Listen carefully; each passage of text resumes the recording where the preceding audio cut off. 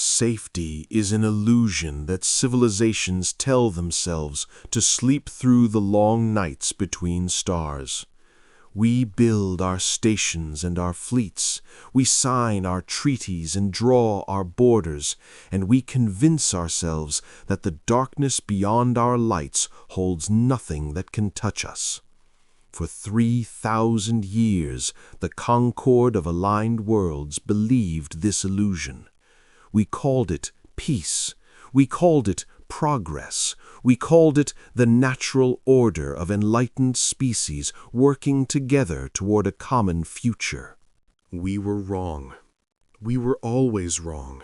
And when the truth finally came for us, it arrived in a shape we had spent centuries learning to fear. A Terran warship, emerging from the void where no ship should have been, its hull scarred by battles we had never witnessed, its weapons armed with technologies we had forbidden. My name is Sethara Veln, and I was, the chief diplomatic liaison of the Concord's Central Authority. For 230 years, I served as the voice of reason between species, the bridge across cultures, the one who found common ground where others saw only difference. I was good at my work. I believed in it. I believed that communication and understanding could solve any problem, that violence was the refuge of the primitive and the desperate. I no longer believe that. The Hollow taught me otherwise, and the humans taught me everything else. The Concord of Aligned Worlds encompassed 412 species across 9,000 inhabited systems. We were not an empire. We had no emperor, no central authority that could compel obedience. We were, as our founders had intended, a voluntary association of equals. Species joined because membership offered benefits, shared technology, mutual defense, access to trade networks that spanned the galaxy. Species stayed because leaving meant isolation, and isolation meant vulnerability. For 3 millennia, the system worked. Oh, there were conflicts, border disputes, resource competitions, the occasional species that grew too aggressive and had to be managed. But nothing existential, nothing that threatened the Concord itself. We had grown comfortable in our safety, confident in our collective strength. Humanity was our greatest management challenge. They emerged into the galactic community approximately 400 standard years ago, a young species from an unremarkable world in a quiet corner of the Orion Arm. By the standards we use to evaluate new civilizations, they were promising but flawed.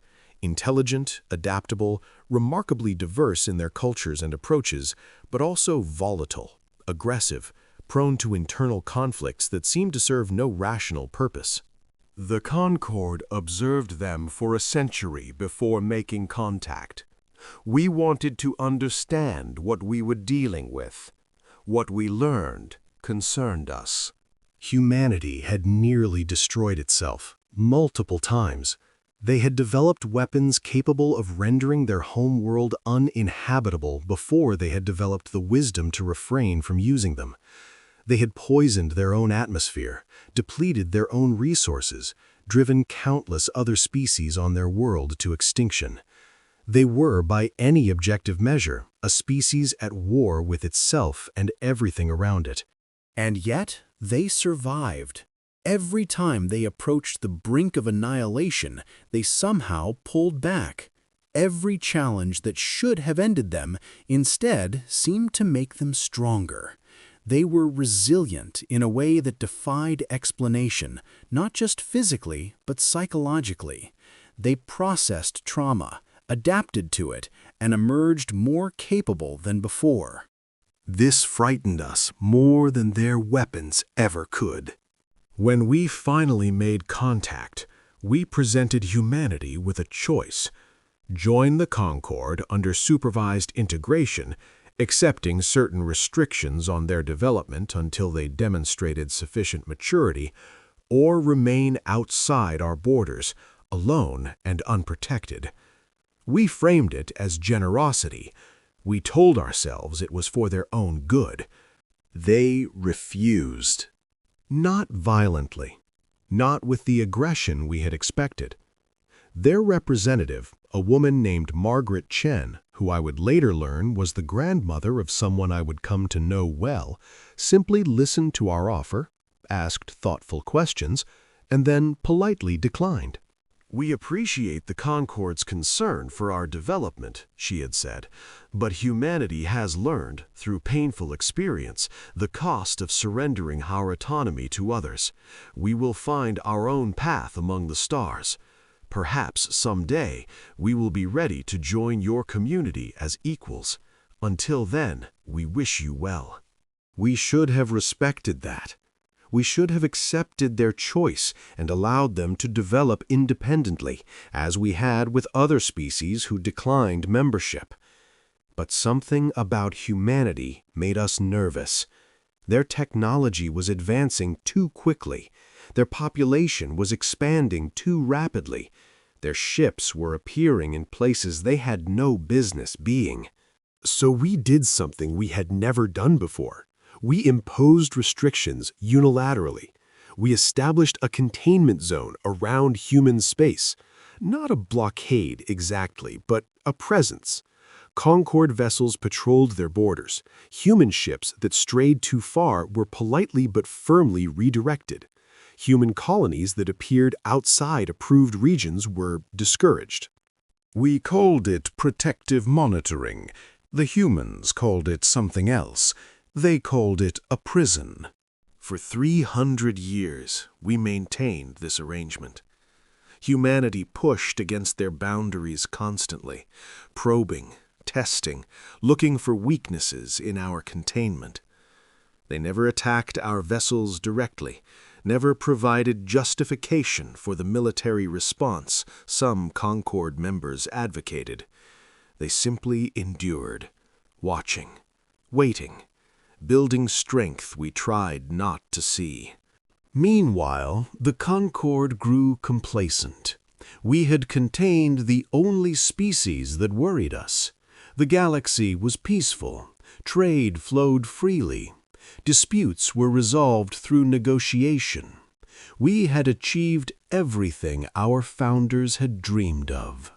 And then the Hollow emerged, and we learned what real threat looked like. The Hollow were not a species in any conventional sense. They were an absence, a void that moved through space, consuming everything it touched.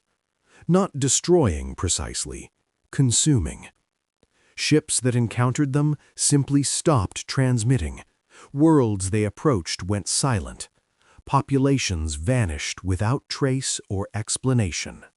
At first, we thought it was a natural phenomenon, some kind of spatial anomaly, perhaps, or an unknown form of radiation. We sent scientific vessels to investigate. None returned. We sent military escorts. They vanished as well. We deployed automated probes, then entire drone armadas. Nothing came back. Nothing except silence. It took us nearly a year to understand what we were facing. The Hollow were not natural. They were artificial, the creation of a species so ancient that no record of them remained anywhere in the galaxy. They had built the Hollow as a weapon, or perhaps as a tool, and then they had vanished.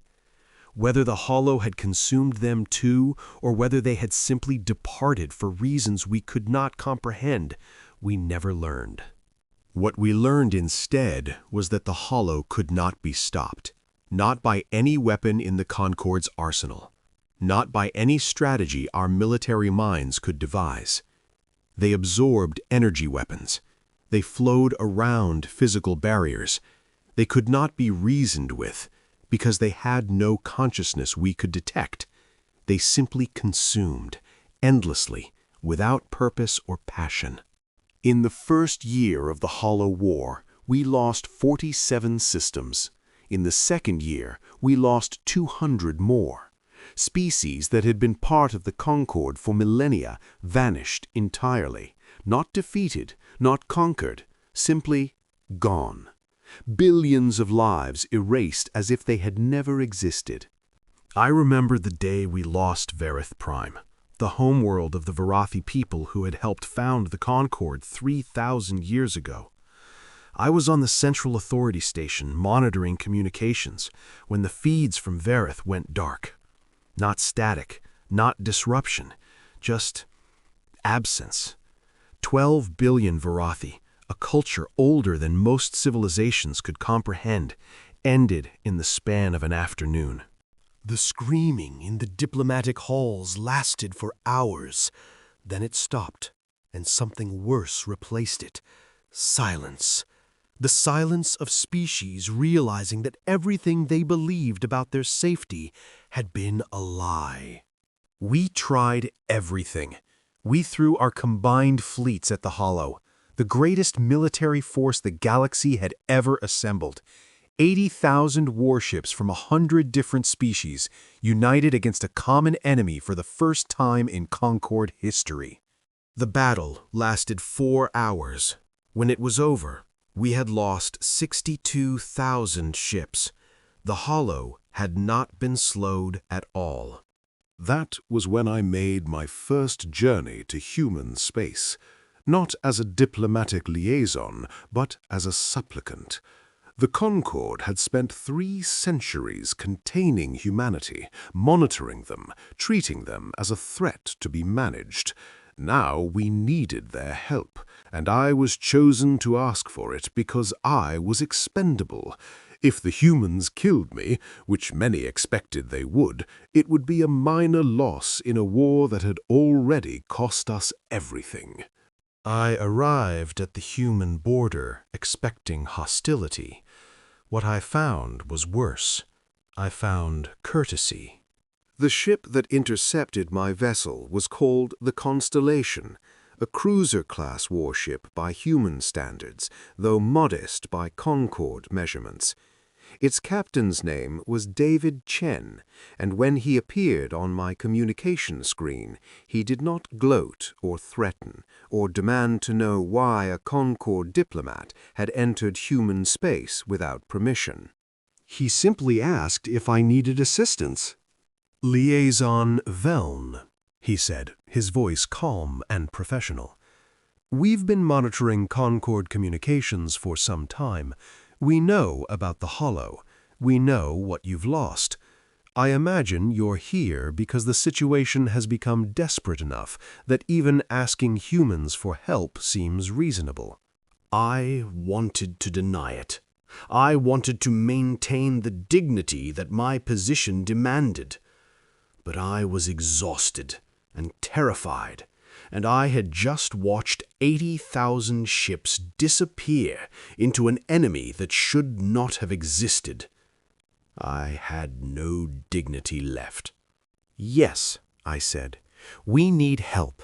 Whatever grudge your people hold against the Concorde, whatever price you want to exact for what we did to you, name it. We'll pay it. But please, we cannot stop them alone." Captain Chen was quiet for a moment. When he spoke again, his voice had changed, softer somehow, with an emotion I could not identify. "Liaison Veln, we don't hold grudges. We don't want payment. But before we can discuss what comes next, there's something you need to understand about humanity, something the Concorde never bothered to learn." "What is that?" "We've been preparing for this. Not for the Hollow specifically. We didn't know what form the threat would take, but we knew something was coming. We've been preparing for a very long time." He invited me aboard the Constellation. I accepted, though I did not understand what he meant. As my shuttle crossed the distance between our vessels, I studied the human ship more carefully. It was not elegant. It was not designed to impress or intimidate. Every line, every component, every visible system served a purpose. The ship was a tool, built for function over form. But there were details I had not noticed at first. Scars on the hull that spoke of battles fought and survived. Weapons arrays that were larger than they should have been, given the ship's class. And most disturbingly, modifications that I did not recognize. Technologies that should not have existed outside Concord laboratories, and some that I had never seen at all. When I stepped aboard the Constellation, I expected to find a vessel full of hostile warriors, eager to avenge 3 centuries of containment. Instead, I found professionals, disciplined, focused, courteous in a way that unsettled me more than anger would have. Captain Chen met me personally at the airlock. He was older than I had expected, perhaps 60 standard years by human reckoning, with gray at his temples and lines around his eyes that spoke of experience rather than age. He extended his hand in the human gesture of greeting, and when I took it, his grip was firm but not aggressive. "Welcome aboard, Liaison Veln," he said. "I apologize for the accommodations. We're a working warship, not a diplomatic vessel. But I think you'll find that comfort is less important than it used to be." Captain, I do not understand. Your species has every reason to hate us. We caged you for 300 years. You tried to cage us. He smiled, and there was something unsettling in the expression. Not cruel, but knowing. There's a difference. Walk with me, Liaison. There are things you should see. He led me through the Constellation's corridors, past crew members who acknowledged their captain with nods and brief salutes. They looked at me with curiosity, but not hostility. Several even smiled, small, sympathetic expressions that seemed to say they understood why I was there. "The Concord made a mistake," Chen said as we walked. "Not in recognizing that humanity was dangerous. We are dangerous. You were right about that. But you assumed that our danger was directed outward, that we were a threat to be contained for the protection of the galaxy." Were we wrong? "You were partially right." He stopped at a viewport, gesturing for me to look. Outside, stars glittered in the eternal darkness. Humanity is dangerous, but our greatest danger has always been to ourselves. Every war we fought, every near extinction we survived, every catastrophe we inflicted on our own world, those were the products of our darkness. What the Concord failed to understand is that we have spent our entire history learning to control that darkness, to channel it. To point it at things that deserve destruction rather than at each other. And you believe the hollow deserve destruction. I believe that some threats cannot be negotiated with. Some enemies cannot be reasoned with. Some darkness can only be answered with a greater darkness. He turned to face me directly. The Concord spent 3,000 years building a civilization based on communication and compromise. Those are admirable values, but they left you unprepared for an enemy that does not communicate, does not compromise, does not stop. You needed something else, something you had tried to lock away. You. Us. He nodded. Come, there's more you need to see. He took me to a room deep in the ship's interior, a strategic planning center filled with holographic displays showing tactical data I could not immediately interpret. Other humans were there, some in military uniforms, others in civilian clothes. They stopped their discussions when we entered, turning to look at me with expressions I struggled to read. One of them stepped forward, a woman perhaps 10 years younger than Chen, with dark hair and eyes that seemed to analyze everything they touched. She wore no uniform, but something in her bearing suggested authority. Liaison Veln, Shen said. "This is Admiral Sarah Chen, my niece and the commander of Terran Combined Fleet Operations." Admiral Chen did not offer her hand. She simply nodded, once, a gesture that conveyed acknowledgement without warmth. "Liaison." You're here because the Concorde has finally realized what we've known for decades. The galaxy isn't safe. It never was. You just convinced yourselves otherwise because the alternative was too frightening to contemplate. Admiral, You don't need to apologize. She cut me off, but not unkindly. You don't need to explain. We've been watching the Hollow advance for 3 years. We've seen every battle, analyzed every defeat, studied every scrap of data your forces gathered before they were consumed. We know exactly what you're facing. Then you know we cannot win. No. She turned to the holographic display and made a gesture. The image shifted, showing a strategic map I did not recognize. Human space, I realized, but expanded far beyond the borders the Concorde had established. You cannot win.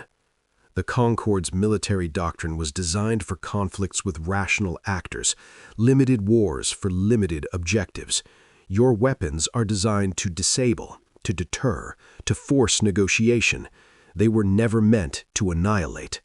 She manipulated the display again. Humanity's weapons were designed differently. Our history taught us that sometimes, rarely, but sometimes, the only solution is complete destruction. No negotiation, no compromise, no survivors. The display changed, showing schematics I did not understand. Ships, but massive, far larger than anything in the Concorde's fleet. Weapon systems that defied classification. Power sources that should not have been possible. When the Concorde established your containment zone, Admiral Chen continued, you thought you were limiting our development. You thought we would stagnate within our cage, unable to advance without access to galactic resources and knowledge. You were wrong. We didn't stagnate. We adapted. We developed technologies you couldn't monitor because you didn't know to look for them. We built things your sensors couldn't detect because they operated on principles you considered impossible. We prepared, Captain Chen added quietly, because we knew, eventually, something would come that the Concorde couldn't handle, something that would require a different kind of response. I stared at the display, trying to process what I was seeing. The implications were staggering. For 3 centuries, the Concorde had believed it was containing humanity, keeping them restricted, preventing them from becoming a threat. But the truth was something else entirely. You were never contained, I said slowly. You only let us think you were. We learned patience, Admiral Chen said. Another thing your observers failed to understand. Humanity can be reckless and impulsive, yes, but we can also wait. We can plan across generations. We can endure conditions that would break other species, sustaining ourselves on nothing but stubbornness and hope until the moment is right to act. And you believe that moment is now? She was quiet for a long moment. Then she deactivated the display and turned to face me fully. Liaison Velm, I need you to understand something. What I'm about to show you, what we're about to do, is not revenge. We don't hate the Concorde. We don't even resent what you did to us. You were afraid, and fear makes species do foolish things. We understand that better than you know. Then why help us? What do you want in return? We want to survive. She gestured toward the viewport, toward the stars beyond. The Hollow won't stop with the Concorde. Eventually, they'll reach human space. We could probably hold them at our borders. We've had time to prepare, after all, but for how long? A century? A millennium? They don't tire. They don't negotiate. They'll keep coming until they consume everything, including us. So you're not doing this for us. You're doing it for yourselves. I did not know what to say. I had come to human space expecting to negotiate from a position of weakness, offering whatever concessions were necessary to secure their help. Instead, I found myself facing a species that had already decided to fight, not for payment, not for revenge, but because they believed it was right. "What do you need from the Concord?" I asked finally. "Coordination," Admiral Chen said. "Intelligence. Access to your data on hollow movements and behavior. We've learned a great deal from long-range observation, but there are gaps in our understanding that could cost lives. And most importantly," she paused, "we need you to trust us, even when what we do seems incomprehensible, even when our methods horrify you. The hollow cannot be fought the way you fight wars. They require a different approach." "What kind of approach?" She did not answer immediately. Instead, she exchanged a look with her uncle, something passing between them that I could not read. Then she turned back to me. "Let me show you." What followed was the most terrifying experience of my life. Admiral Chen took me aboard her flagship, a vessel called the Nemesis that made the constellation look like a shuttlecraft. It was a true warship, massive and brutal, designed for a single purpose, the complete annihilation of whatever it faced.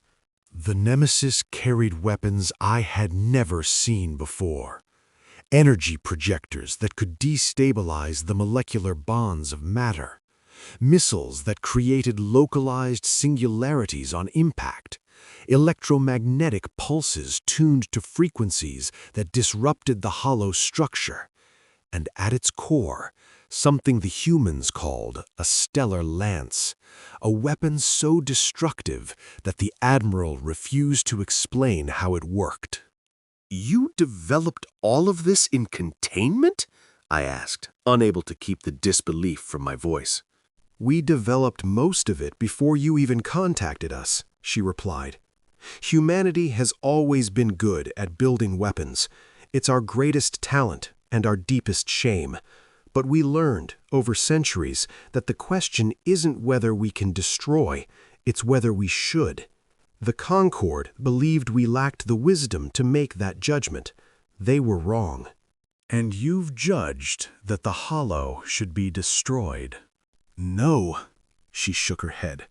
"The hollow cannot be destroyed. Not entirely. They're a force of nature as much as a constructed entity. But they can be stopped. They can be contained. They can be pushed back to where they came from and kept there." "How?" That's what I'm about to show you. The Nemesis took us to a region of space that should have been empty, a section of the void between stars where nothing existed and nothing happened. But when we arrived, I saw that it was not empty at all. Ships were there, hundreds of them, all human designs I had never seen. They were arranged in a pattern I did not recognize, surrounding something that my sensors could not identify. "What is this?" I whispered. "A prototype," Admiral Chen said. "Something we've been developing for over a century. We call it the threshold." As I watched, the ships began to move. Energy built between them, visible even to the naked eye, arcs of power that connected each vessel to its neighbors, forming a web of light that grew brighter and brighter until I had to look away. When the light faded, something had changed. Space itself seemed different in the center of the formation, darker, denser, as if reality had been folded in on itself. And from that darkness, I felt something I could not explain. A presence, a hunger, the hollow. "We've captured a fragment of them," Admiral Chen explained. "Isolated it from the main body through methods I won't describe. This is how we've studied them, how we've learned their weaknesses." Weaknesses? I stared at her. The hollow have weaknesses? Everything has weaknesses. Even forces of nature can be redirected, channeled, contained. The hollow are not invincible. They simply require a form of warfare that the Concord never developed. a willingness to do things that civilized species consider unthinkable. She gestured toward the contained fragment. "Watch." One of the ships in the formation fired. The weapon it used was not like anything I had ever seen, not a beam or a projectile, but something else. A wave, perhaps, or a frequency. It struck the contained hollow fragment, and the fragment screamed. I do not know how else to describe it. The hollow had no voice, no physical form, no means of communication. But in that moment I heard something, felt something, that could only be called a scream. It was agony given form, suffering made manifest, and it went on and on as the weapon continued to fire, as the fragment twisted and writhed and diminished. Then it was over. The fragment was gone. Not consumed, not absorbed, but destroyed, annihilated, erased from existence in a way that should not have been possible. "Liaison Velln," Admiral Chen said quietly, "do you understand now why I asked if you could trust us? What we're about to do to the hollow will make what you just witnessed seem gentle. We are going to inflict suffering on an entity that has consumed billions of lives. We are going to teach it something it has never experienced." What is that? Fear. The mobilization of the Terran fleet began 3 days after my return to Concord space. I had reported everything I had witnessed, the hidden development, the weapons, the captured hollow fragment, but I do not think anyone truly believed me until they saw it with their own eyes. The galaxy had felt safe for 3,000 years. Safe from external threats, safe from internal chaos, safe from the kind of existential danger that had plagued younger civilizations. We had built our Concord on the belief that cooperation and communication could solve any problem, that violence was outdated, that the future belonged to the wise rather than the strong. Then a Terran warship appeared at the edge of Concord space, and everything changed. It was the Nemesis, Admiral Chen's flagship, emerging from faster-than-light transit at a point where no human vessel had ever been permitted. Concord defense stations immediately locked weapons, their commanders demanding identification and explanation. The humans had violated the containment zone. They had crossed into restricted space without authorization. By every law and treaty, they could be fired upon without warning. The Nemesis did not respond to the hails. It simply hung in space, massive and dark and utterly silent. And then, one by one, the defense stations began receiving data transmissions. The transmissions contained everything, every piece of intelligence humanity had gathered on the hollow, every analysis of their behavior, their weaknesses, their patterns, the specifications for weapons that could hurt them, the designs for containment systems that could stop them, all of it transmitted freely without conditions or demands. And attached to the data was a simple message: "We are coming to help. Do not fire." I was on the Central Authority Station when the Concord Council convened to discuss the situation. The debate was fierce. Many species argued that this was a trap, that humanity was using the hollow crisis as cover for an invasion. Others demanded that the containment protocols be enforced, that the Terran vessel be destroyed as a warning to others. A few, the more desperate ones, suggested accepting the offer of help, but insisted on strict controls and limitations. In the end, it was the hollow that made the decision for us. While the council debated, a new hollow emergence was detected, the largest ever recorded, a vast wave of consumption heading directly for the Concord's core systems. Within hours, it would reach worlds housing billions of citizens. Within days, it would threaten the Central Authority Station itself. We had no fleets left to stop it. Our defenses had been shattered. We had nothing. Nothing, except the Terran Warship hovering at our border, waiting. I am told that the decision to accept humanity's help was unanimous. I do not remember it that way. I remember chaos and terror and the desperate hope of species facing extinction. I remember the communications channels opening, the formal request for assistance being transmitted, and the silence that followed. Then Admiral Chen's voice, calm and steady. Request acknowledged. Terran Combined Fleet is entering Concord space.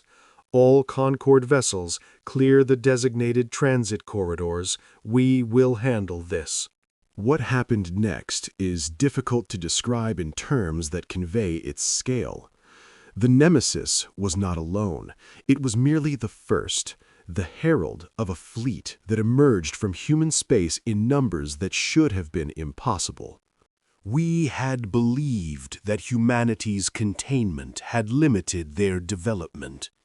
We had believed that their restricted territory prevented them from building a significant military force. We had believed that we knew the extent of their capabilities. We were wrong about all of it.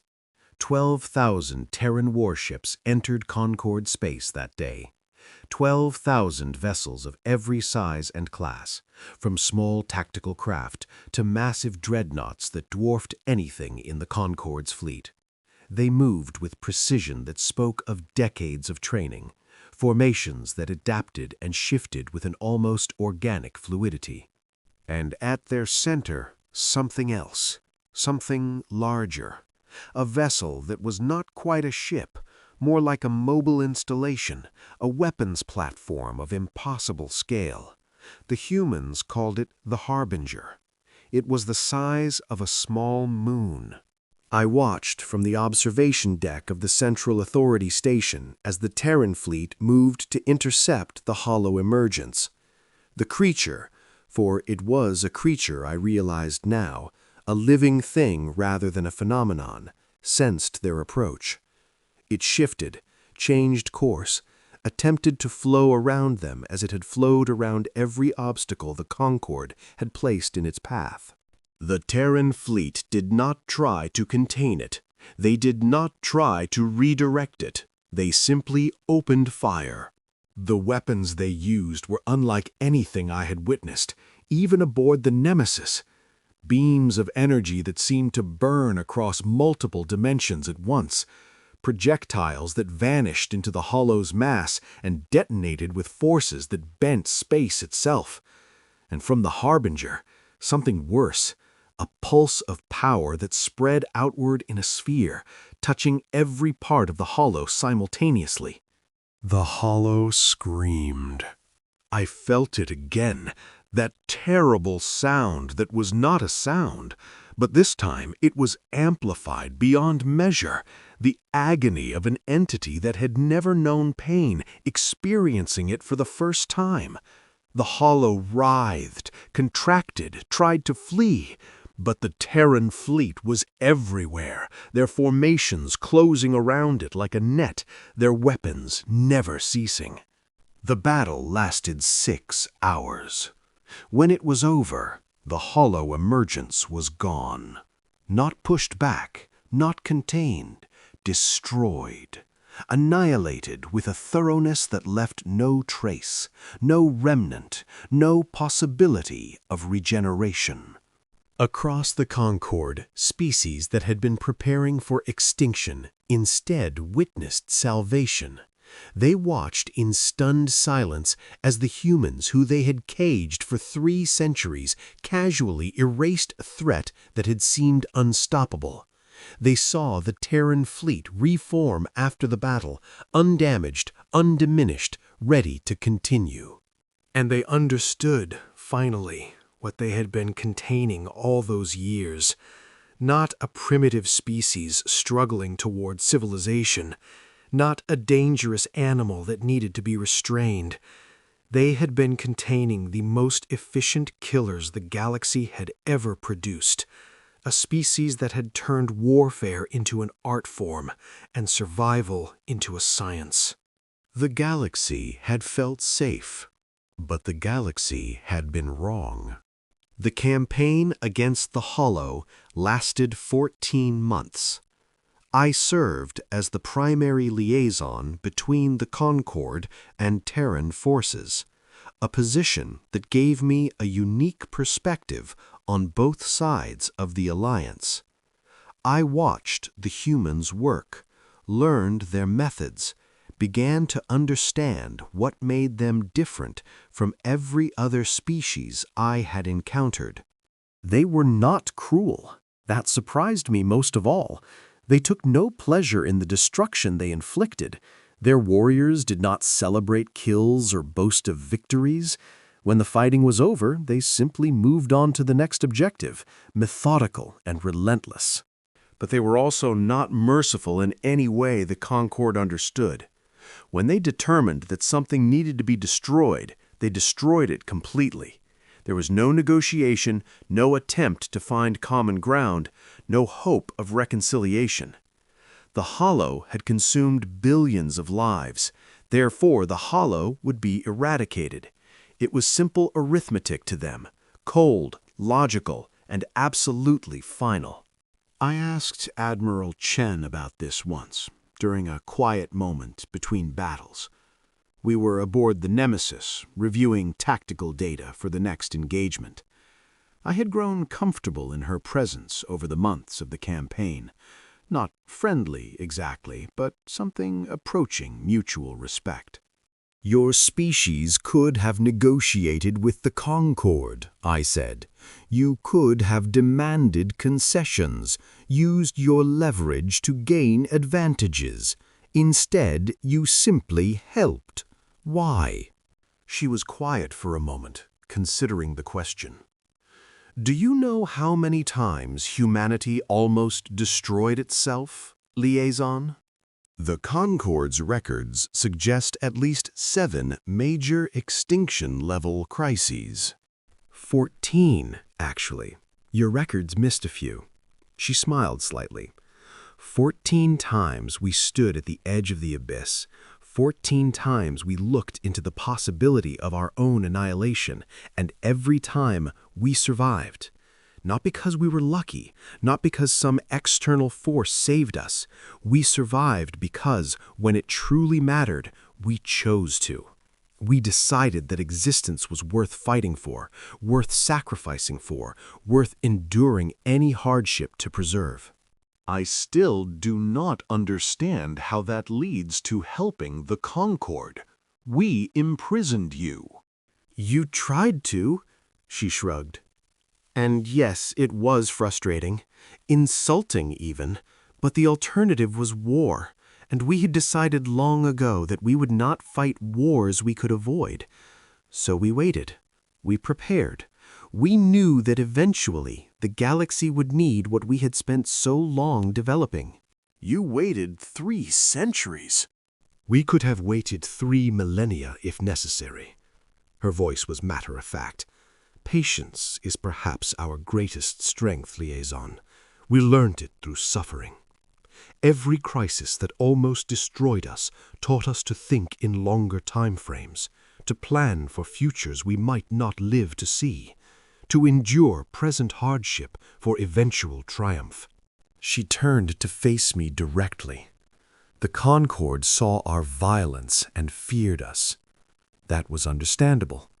But you never saw the discipline behind the violence, the control.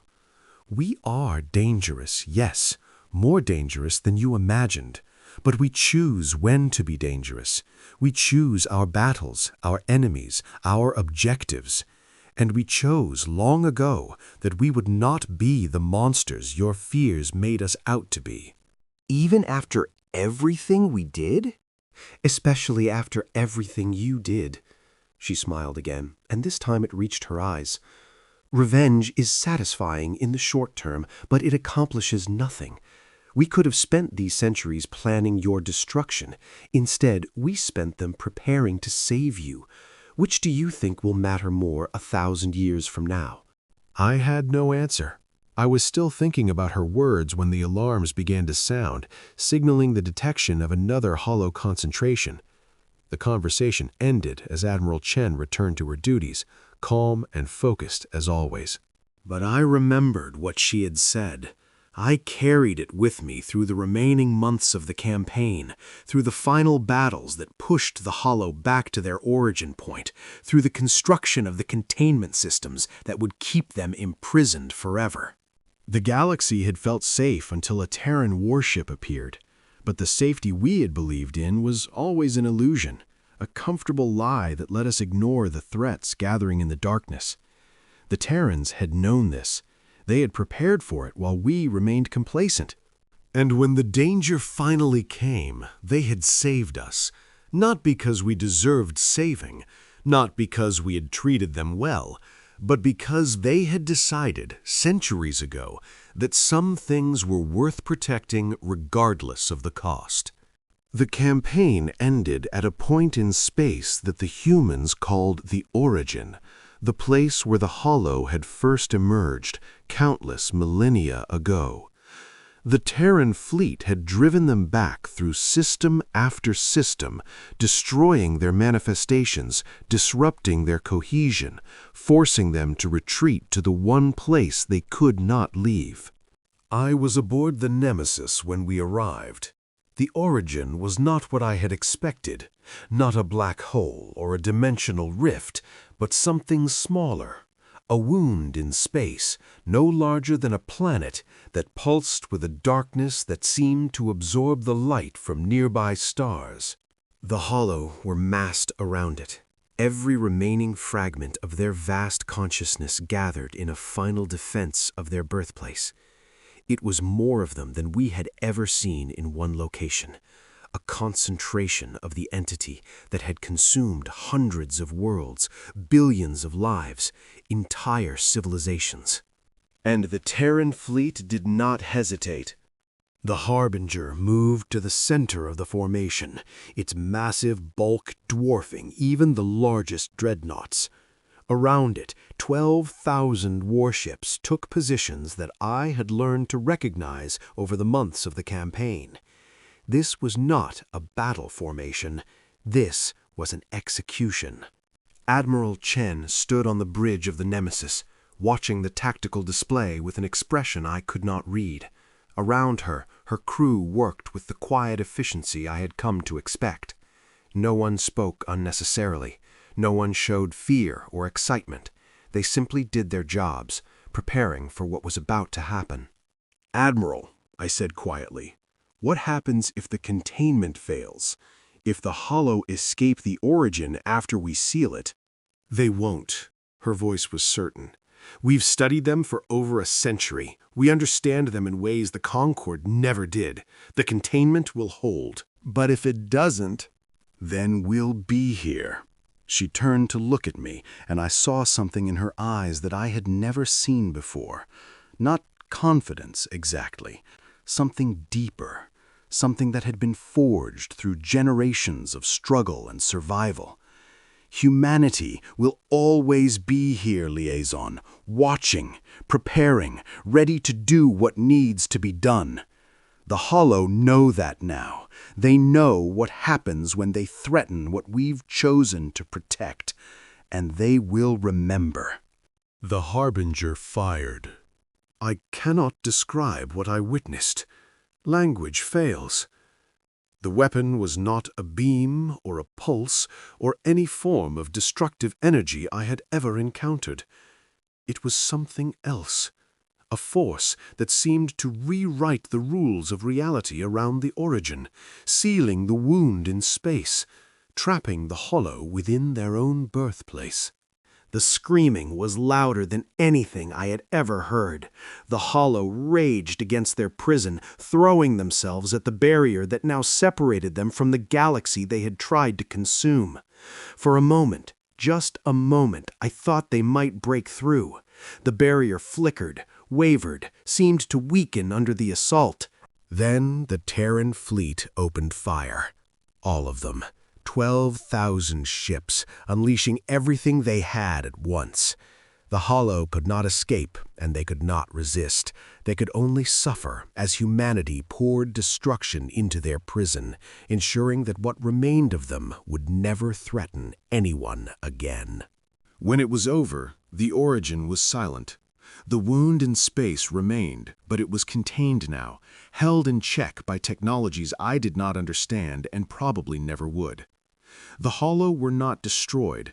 They could not be destroyed, Admiral Chen had explained, but they were imprisoned, sealed away from a galaxy they could no longer touch. The Terran fleet reformed around the origin, taking positions that would be maintained indefinitely. Guard stations were already being constructed, massive installations that would watch the prison forever, ensuring that if the hollow ever stirred again, humanity would know. "How long will you stay here?" I asked Admiral Chen. As long as necessary. She looked out at the sealed origin, her expression thoughtful. 1,000 years, 10,000, however long it takes. We made a commitment when we entered this war. We intend to keep it. The Concord cannot ask that of you. The cost. The Concord isn't asking. We're choosing. She turned to face me. This is what we are, liaison. This is what we've always been. Guardians, watchmen, the species that stands between civilization and the darkness that would consume it. You didn't see it because you were too busy fearing us, but we knew. We've always known. I returned to Concord space a changed being. The experiences of the campaign had altered something fundamental in my understanding, not just of humanity, but of my own civilization, my own assumptions, my own beliefs. The Concord had spent 3 millennia building a society based on reason and cooperation. Those were good values, worthy values, but they had blinded us to certain truths. They had made us believe that violence was always wrong, that conflict could always be avoided, that safety could be guaranteed through wisdom alone. The humans had shown us otherwise. They had demonstrated that some threats could not be negotiated with, that some enemies required destruction rather than understanding. They had revealed that the capacity for violence was not a flaw to be suppressed, but a tool to be controlled, a necessary part of survival in a universe that did not care about civilized values. And they had done it without becoming monsters. That was the part that still amazed me. The species we had feared for 3 centuries, the dangerous primitives we had caged and contained, had proven themselves more noble than any of us. They had saved the galaxy, not for reward or revenge, but because they believed it was right. The galaxy felt different after the Hollow War. Safer, yes, but also more humble. The Concord had been forced to confront its own limitations, its own failures, its own arrogance. We had believed ourselves the pinnacle of civilized development. Humanity had shown us how much we still had to learn. The containment zone was abolished, of course. There could be no question of restricting humanity after what they had done. Instead, a new relationship emerged. Not quite alliance, not quite integration, but something unprecedented. The Concord and the Terran Federation began a process of mutual learning that would take generations to complete. Humans moved through Concord space freely now. Their ships appeared at stations that had never seen alien visitors. Their diplomats took seats at councils that had once debated their destruction. And everywhere they went, they brought that same quality that I had first noticed aboard the Constellation. That quiet confidence, that sense of controlled power, that unsettling patience. The galaxy was learning to stop fearing them, slowly, carefully, but genuinely. We were learning to see them as they truly were, not primitive, not dangerous, not a threat to be contained, simply different, simply human. Sometimes, in my duties as liaison, I encounter members of species who still view humanity with suspicion. They remember the containment era. They remember the fears that justified it. They look at human power and see only the potential for destruction. When that happens, I tell them about the campaign against the Hollow. I tell them about Admiral Chen and Captain Chen and the 12,000 ships that saved us. I tell them about the origin, still sealed, still guarded by Terran vessels that will remain there until the end of time if necessary. And I tell them about what Admiral Chen said to me in those final moments, when the battle was over and the galaxy was saved and the future stretched out before us, uncertain but possible. "We are what we choose to be," she had said, "not what our nature dictates, not what our history suggests. We choose, every day, every moment, what we will become. Humanity could have been the monsters you feared. We could have let our darkness consume us, let our violence destroy everything we touched. But we chose differently. We chose to be protectors instead of predators. We chose to save instead of destroy." She had paused then, looking out at the sealed origin, at the prison that would hold the Hollow forever. The galaxy felt safe until we appeared. And now it truly is safe because we are here, watching, waiting, ready to do what needs to be done, no matter the cost. That is our burden. That is our purpose. That is what it means to be human. I think about those words often. I think about what they mean, what they reveal about the species we spent so long fearing. And I think about what the galaxy would look like now if humanity had not been there when we needed them most. The stars are quiet tonight. I can see them from my quarters on the Central Authority Station, the same station where I once watched the Hollow approach, where I once believed that extinction was inevitable. The station is peaceful now. The corridors are filled with diplomats and traders from hundreds of species, including humans. Somewhere out there, beyond the edge of civilized space, the Terran fleet still watches the origin. They have been there for 5 years now, maintaining their vigil, guarding against a threat that may never emerge again. They will be there for 50 years, for 500, for however long it takes. That is the lesson the galaxy has learned. That is the truth we failed to understand for 3 centuries. Humanity is not dangerous because of their capacity for violence. They are dangerous because of their capacity for commitment.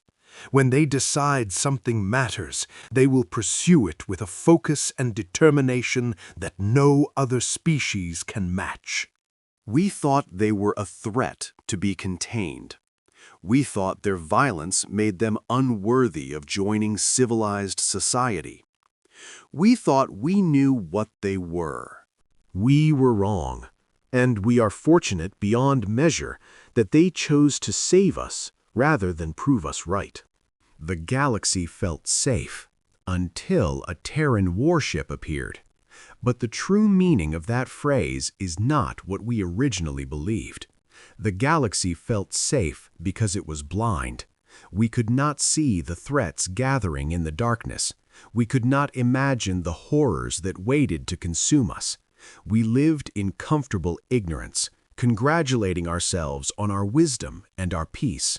Then the Terrans came, and they showed us what safety really meant.